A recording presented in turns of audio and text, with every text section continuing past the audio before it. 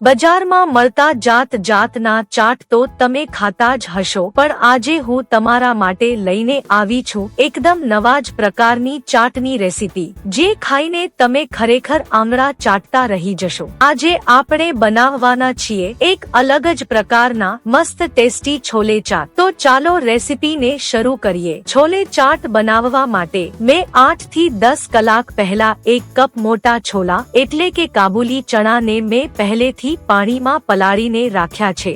તેમાં 1 ચમચી મીઠું અને અડધી ચમચી હળદર ઉમેરીને કુકરમાં 8 થી 10 સીટી વગાડી લેશું, જેથી છોલા સરસ રીતે બફાઈ જાય। કુકર થાય છે ત્યાં સુધીમાં બાકીની સામગ્રીને જોઈ લઈએ।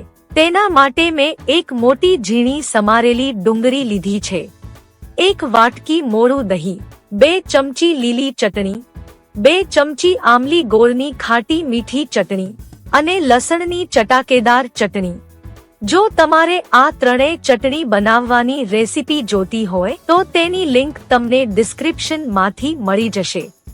ગાર્નિશિંગ માટે ઝીણી સેવ, 2 ચમચી ચાટ મસાલો અને અડધી ચમચી હિંગ સાથે 1 વાટકો પાપડી ચાટ પૂરી પણ લેશું। જો તમારે ચાટની પૂરી ઘરે બનાવી હોય તો તેની લિંક પણ ડિસ્ક્રિપ્શનમાં આપી છે, તમે ત્યાંથી જોઈ શકો છો।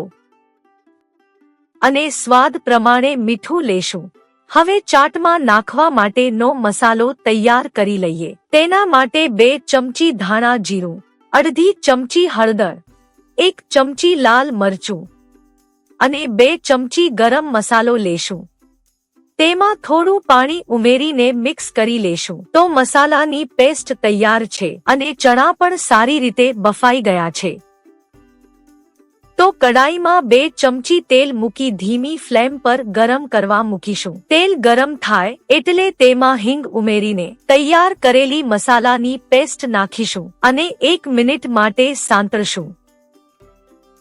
મસાલો સરસ રીતે સતરાઈ જાય પછી તેમાં સ્વાદ અનુસાર મીઠું ઉમેરીશું અને બાફેલા છોલા નાખી થોડું પાણી ઉમેરીને 15 થી 20 મિનિટ સુધી ચડવા દેશું અને વચ્ચે વચ્ચે હલાવતા રહેશું। 20 મિનિટ પછી છોલામાં સરસ રસો તૈયાર થઈ ગયો છે, તો થોડા છોલા મેશર વડે મેશ કરી લેશું જેથી રસો થોડો ઘાટો બને। તેમાં 2 ચમચી ગોળ આમલીની ખાટી મીઠી ચટણી, 2 ચમચી લીલી ચટણી અને ચાટ મસાલો ઉમેરીને મિક્સ કરી લેશું। તો ગેસ બંધ કરી ઉપરથી લીલા ધાણા નાખી 5 થી 7 મિનિટ માટે ઢાંકીને રાખી દેશું, જેથી મસાલાનો સ્વાદ બેસી જાય। સર્વ કરતી વખતે પ્લેટમાં છોલા લઈ તેની આજુબાજુ ચાટ પૂરી ગોઠવી દેશું। છોલા ઉપર મોરું દહીં, લસણની લાલ ચટણી, લીલી ચટણી, ખાટી મીઠી ચટણી, સમારેલી ડુંગળી। તો તૈયાર છે દહીં છોલે ચાટ પૂરી। હવે બીજી રીતને પણ જોઈ લઈએ। પ્લેટમાં પૂરી ગોઠવી તેની ઉપર છોલા નાખીશું। ત્યારબાદ તેમાં લીલી ચટણી, લાલ ચટણી અને ખાટી મીઠી ચટણી નાખીશું।